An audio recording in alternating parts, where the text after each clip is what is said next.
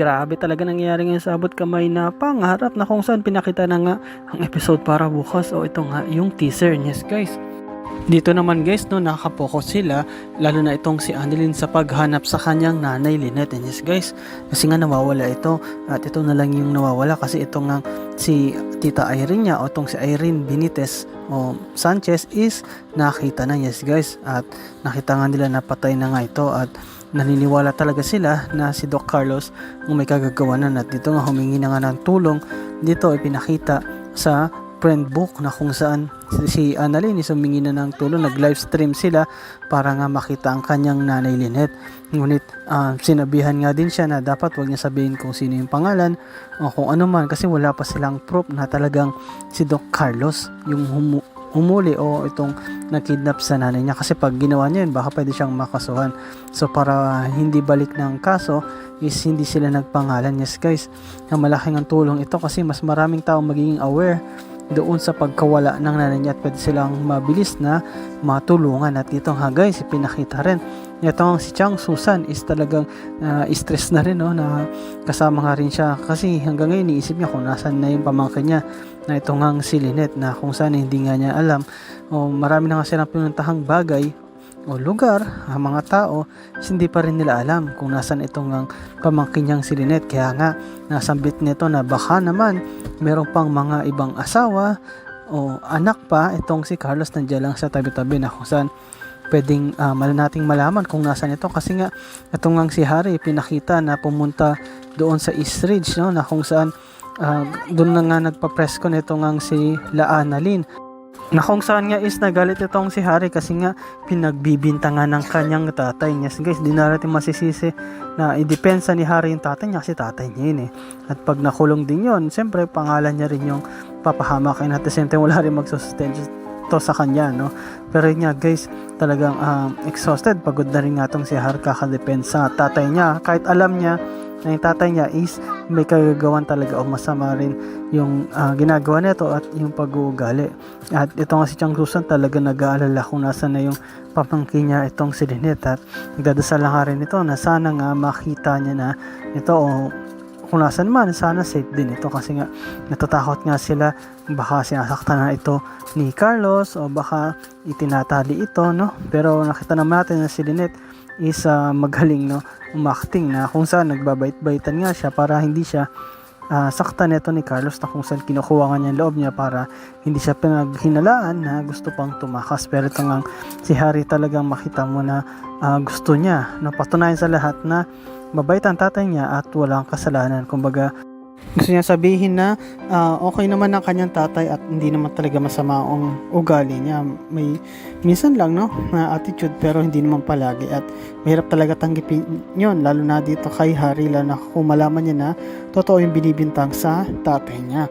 Pero dito guys, ipinakita nga itong si Zoe no, na kung saan nilapitan siya at kinausap nga neto ni Doc Lyndon. Yes guys, nag-uusap nga sila at sinabi nga ni Doc Lyndon na Zoe, tumawag na ba sa'yo itong tatay mo na si Carlos? Ngunit sinasabi nga neto ni Zoe na hindi pa, bakit naman siya tatawag sa akin?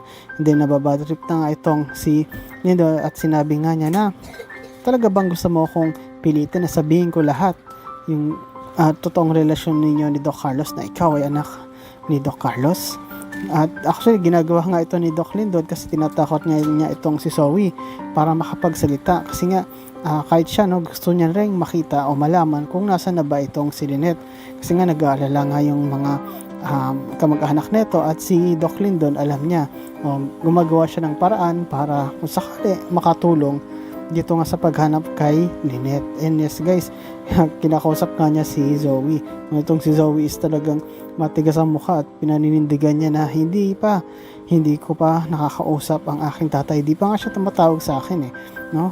Pero alam naman natin na tumawag na talagang ginagawa lang din ito ni Zoe para nga pagtakpan. Siyempre, katulad ng ginagawa niya sa pagtakpan sa nanay niya na itong si Moira, itong si Zoe, tinagtatakpan niya rin itong tatay niya kasi nga tatay niya yun si Carlos eh, kahit sabihin na natin na iniwan siya noon pero ngayon natanggap na siya. Pero yun nga guys no, talagang hindi niya rin sasabihin yun kasi once nasabihin niya yun kay Lyndon is pwede rin siyang mapahamak no. And yes guys, kahit nga itong si RJ, no, talagang nag-aalala siya.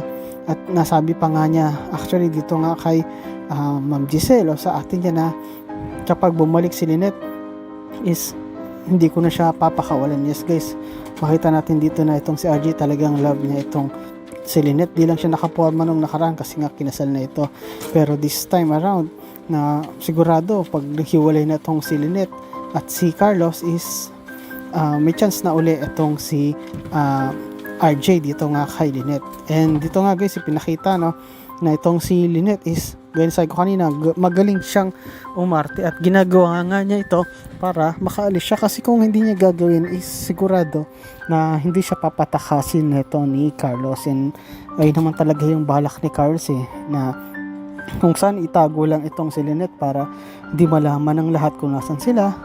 At syempre gusto niya akin itong si Lynette, pero si Lynette is nakaisip ng paraan. Naiisip nga niyang paraan is magbait-baitan dito sa harapan ni Carlos para makuha niya yung loob at para hindi maghinala na gusto itong tumakas uli. Kasi yung last time na ginawa niya ito, nampas nga niya sa ulo itong si Carlos, no, pero naabutan pa rin siya.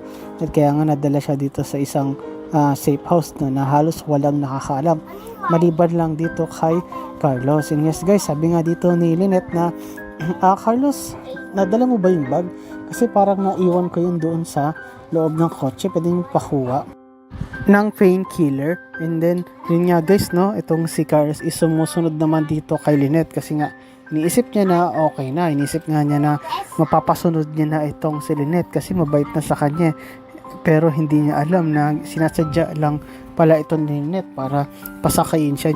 Yes guys, walang iba kasing maisip na paraan si Lynette kundi ito, no, na magbait-baitan nga dito kay Carlos, kasi kung makipag one-on-one siya physical, di siya manalo kasi lalaki yun at wala naman siyang kasama. At alam nga ni Lynette na love nga siya mismo ni Carlos, kaya ginagawa niya is nagbait-baitan at kumbaga parang nagiging okay yung pakiramdam. Ito si Carlos naman is nagiging parang safe. Iniisip nga niya, actually tumatawa nga ito mag-isa, no? At sinasabi nga niya na nangingiti mag-isa si Carlos, sinasabi niya sa isip niya siguro na mukhang okay na tong si Lynette, hindi ko na kailangan itali pa. Ganito lang, mag-stay na lang kami sa isang malayong lugar, walang nakakaalam at okay na itong si Lynette. Ngunit hindi niya alam na may plano pala talagang tumakas itong si Lynette. Ang ginawa nga niya is tila dun sa pagkain na hinanda niya, no, nilagyan niya yung ulam, hinaluan niya ng pampatulog. And yes guys, ayun nga yung plano niyang gawin, na patulogin nga itong si Carlos para pag nakatulog ito, syempre mas maraming time itong si Lynette para makaisip ng paraan para makatakas. And yes guys, marunong naman ito mag-drive kaya magagawa niya na tumakas, na kung nasan man sila pwede siyang lumabas doon. Kung hindi man niya gamitin yung kotse, humingi siyang tulong dun sa malapit na tao, kapitbahay o sa police station, sa barangay para humingi ng tulong, o kaya makahiram siya ng cellphone o telepono para matawagan itong pamilya niya, lalo na itong si Annalyn. At pag nangyari yon, siguradong makatakas na siya dito nga sa kamay ni Carlos. Kaya nga yung ginagawa ni Lynette, kasi natatakot siya dito kay Carlos kasi inisip niya na baka patayin din siya katulad ng ginawa nga nito ni Carlos sa dito nga kay Irene, no. At talagang delikado yung kahit ikaw mismo sa ganung sitwasyon, may isang tao na mamamatay, no, na lagi mo kasama, makakampante ka ba? Syempre hindi.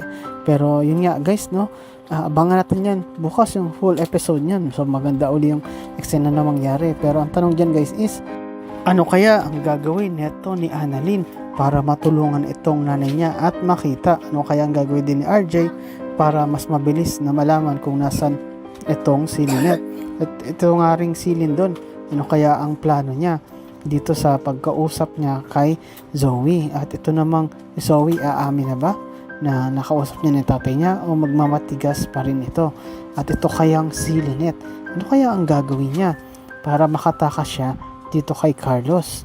Tatalab ba yung ginawa niyang pampatulog o baka may ibang makakain o makahalata itong si Doc Carlos, o baka naman hindi na makatakas pa itong si Lynette? And yes guys, salamat sa panonood nyo sa aking channel, sa inyong pag-like, pag-comment at pag-share. At yun lang guys, ingat-ingat kayo palagi. Bye bye.